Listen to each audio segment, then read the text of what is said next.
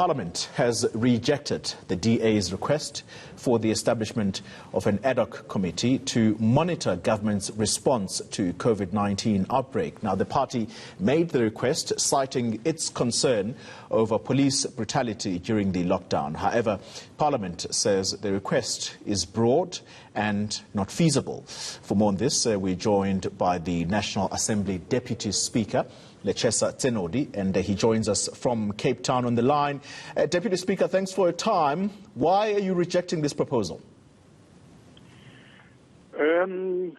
I think the principle that we agree with, which the DA raises, is about oversight. Except that the assumption that oversight is effectively done only by an ad hoc committee during this place is what we do not agree with. So who's monitoring the situation then? No, what we are saying is right now, incidentally, the lockdown happened. It coincided with going on recess. In other words, the expectation that MPs would be in their constituencies where work is happening. The current priority, there's a national disaster declared in the country. It's an unprecedented environment in which we are working. We can't operate in the manner in which we ordinarily work. We have to focus our energies on the key story in the country to prevent lives from being lost. Already people have lost lives as a result of the pandemic. We think we can save our time better if we are on the ground working with people who are providing information to the public in order to achieve that objective. That ordinarily committees are, chairpersons of communities have authority to decide, to meet and to assess what they are picking up if they have to. But creating an ad hoc committee is a bit of a difficult one for us in the current environment. We think we are better able to operate with people on the ground, giving priority to that. Otherwise, as in any battle, if we open too many fronts, too many theaters of war, so to speak, to stretch the war metaphor, is unwise and not to the advantage of the current crisis we are trying to address. Deputy Speaker, all right.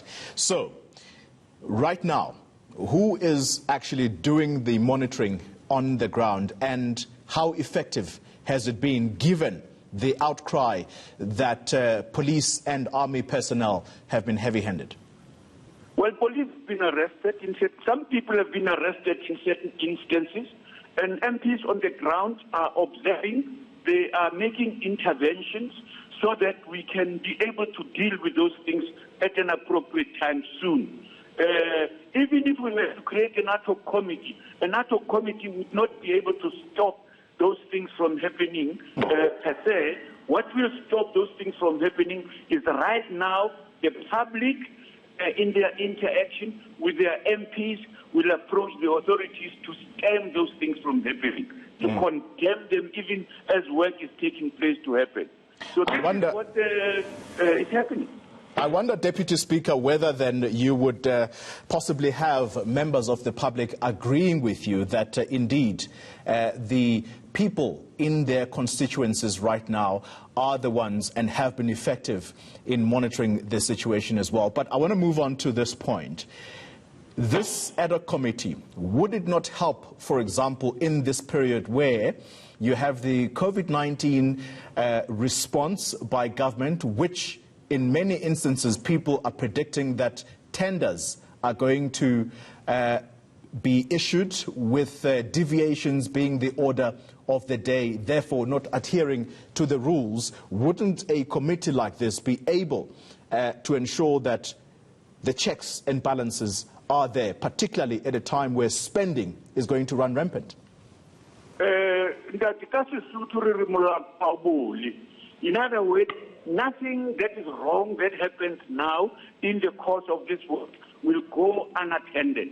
In fact, even as we speak to you, that incident about potentially corrupt tender is one incident which already publicly we now know that the hawks, the SIU are already looking at it.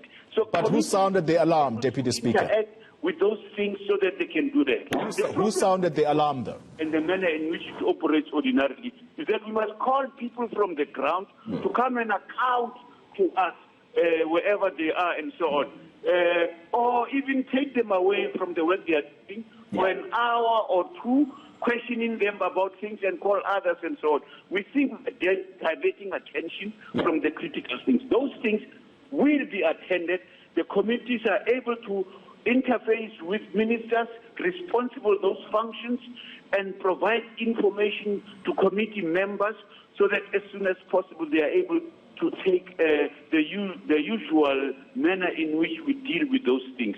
It can be dealt with even as we are speaking. The committee does not have to sit to finalize those decisions because those decisions will come up and be dealt with as and when appropriate as we battle with the virus. Deputy Speaker, just one simple question to you. And yes. I would love for you to just give me one simple answer, very short, please. You speak about a potentially corrupt tender that yes. was being spoken about. Who sounded the alarm around that issue?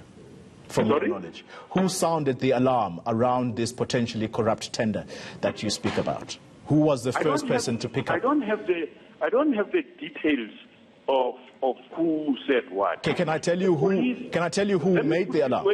Let me put it this way: that ordinarily, when those things happen, even elsewhere that we have not heard of, if they are happening, the question of ethical conduct of state officials, wherever they are located, is issues that people themselves are raising, that MPs are hearing those things, and the media is playing an important role in finding out about those. And I put it to you, Deputy Speaker, that it's the media that has been doing that monitoring.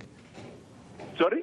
And I put it to you that it is the media that sounded the alarm on this potentially corrupt tender. So how are people doing their jobs? The committees, the chair of the committees you speak about, who are doing this job anyway?